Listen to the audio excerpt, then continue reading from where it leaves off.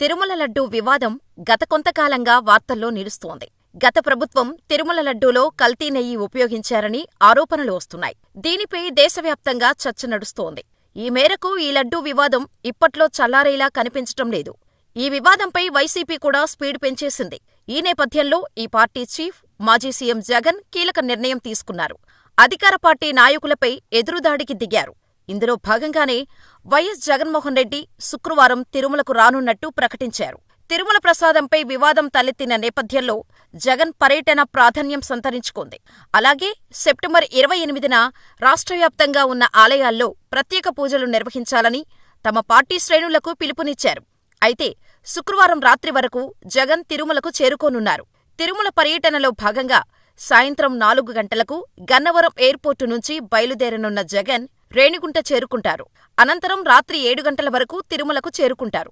ఈ మేరకు శనివారం ఉదయం 10:20 అక్కడి నుంచి బయలుదేరి శ్రీ వెంకటేశ్వర స్వామివారిని దర్శించుకుంటారు.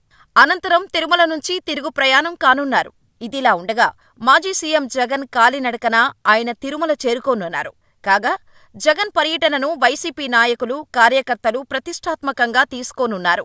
అయితే తిరుమలలో జగన్ డిక్లరేషన్పై సంతకం చేసిన తర్వాతే దర్శనం చేసుకోవాలనే డిమాండ్ కూటమి నేతల నుంచి వస్తోంది.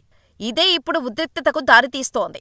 జగన్ పర్యటనను అడ్డుకుంటామని ఉమ్మడి చిత్తూరు జిల్లా టీడీపీ నేతలు పిలుపునిచ్చారు. దీంతో తిరుమలలో తీవ్ర ఉద్రిక్త పరిస్థితులు నెలకొనే సూచనలు కనిపిస్తుండటంతో పోలీసు బలగాలు అప్రమత్తమయ్యాయి.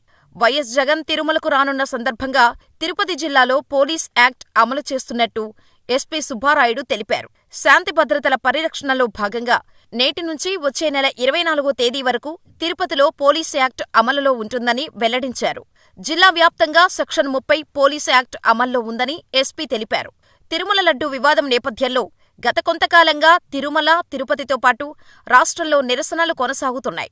శాంతి భద్రతల పరిరక్షణలో భాగంగా నెల రోజుల పాటు ఆంక్షలు అమల్లో ఉంటాయని పేర్కొన్నారు. అలాగే పోలీసు శాఖ నుంచి అనుమతి లేకుండా సభలు, భేటీలు, ఊరేగింపులు నిర్వహించవద్దని ఆంక్షలు విధించారు. నిబంధనలు ఉల్లంఘిస్తే కఠిన చర్యలు తప్పవని ఎస్పీ సుబ్బారాయుడు హెచ్చరించారు. ఇకపోతే తిరుమల లడ్డూ వివాదంపై రంగంలోకి దిగేసింది సిట్ టీం. సర్వశ్రేష్ఠ త్రిపాఠి ఆధ్వర్యంలో 9 మంది సభ్యులు తమ పని మొదలుపెట్టేశారు. వైసీపీ ప్రభుత్వం హయాంలో తిరుమలకు నెయ్యిని ఎక్కడెక్కడి నుంచి కొనుగోలు చేశారు, టెండర్లు ఎవరెవరికి ఇచ్చారు, ఆ కంపెనీల లావాదేవీలేంటి, దీని వెనుక ఎవరు కీలక పాత్ర పోషించారు, ఇలా రకరకాల విషయాలు వెలుగులోకి రానున్నాయి. తిరుమల లడ్డూలో జంతువుల కొవ్వు కలిసిందన్న రిపోర్టు దేశవ్యాప్తంగా సంచలనం రేపింది. రేగుతూనే ఉంది. వివిధ రాష్ట్రాలతో పాటు కేంద్ర ప్రభుత్వం పెద్దలు రంగంలోకి దిగేశారు. మరోవైపు హిందూ సంఘాలు మండిపడుతున్నాయి. ఈ పాపానికి కారణమైన వారికి శిక్ష పడాల్సిందేనని దుయ్యబట్టాయి. పరిస్థితి గమనించిన చంద్రబాబు సర్కార్ 9 మంది సభ్యులతో కలిసి సిట్ ఏర్పాటు చేసింది. Guntur range IG Sarvashreshtha Tripathi SIT చీఫ్గా వ్యవహరించనున్నారు.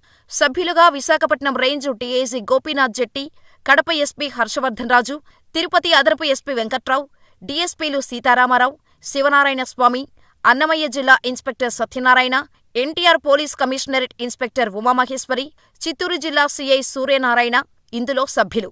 గురువారం డీసీపీ కార్యాలయంలో సిట్ టీంతో డీఐజీ ద్వారకా తిరుమలరావు సమావేశమయ్యారు. వారికి పలు సూచనలు చేశారు. తిరుమల లడ్డూకు ప్రపంచవ్యాప్తంగా ప్రజల్లో ఉత్కంఠ నెలకొనడంతో దర్యాప్తు క్షుణ్ణంగా చేయాల్సిన విషయాన్ని నొక్కి వక్కానిచ్చారు. దీనికి సంబంధించి కొంత డీటెయిల్స్ను సిట్కు అందజేసినట్టు సమాచారం. దీంతో శుక్రవారం నుంచి సిట్ టీం రంగంలోకి దిగేసింది. ఇదిలా ఉండగా సిట్కు సహకారం అందించాలని టీటీడీ ఈవోను ఆదేశిస్తూ ప్రభుత్వ ప్రధాన కార్యదర్శి నీరబ్ కుమార్ గురువారం ఉత్తర్వులు జారీ చేశారు. సిట్ టీం నేరుగా తిరుమల వెళ్లి టీటీడీ ఈవోను కలిసి ఈ కేసుకు సంబంధించి డీటెయిల్స్ తీసుకోనుంది. టీటీడీకి ఏ సంస్థలు నెయ్యి సప్లై చేశాయో తెలుసుకోనుంది. ఆ తర్వాత నెయ్యి తయారీ కంపెనీలు డేటాను సేకరించనుంది. వాటికి అర్హత ఉందో లేదో తెలుసుకోనుంది. అర్హత లేని కంపెనీలు ఎన్ని ఉన్నాయి అనే దానిపై కూపీ లాగనుంది. నెయ్యిపై గతంలో రీసెంటుగా వచ్చిన రిపోర్టులను పరిశీలించనుంది. చివరకు టెండర్ల వ్యవహారంపై దర్యాప్తు చేయనుంది. మాజీ ఈవో, మాజీ చైర్మన్లను సైతం విచారించే అవకాశమున్నట్టు ప్రభుత్వ వర్గాలు చెబుతున్నాయి. వీలైతే వారిని అదుపులోకి తీసుకున్నా ఆశ్చర్యపోనక్కర్లేదని అంటున్నారు.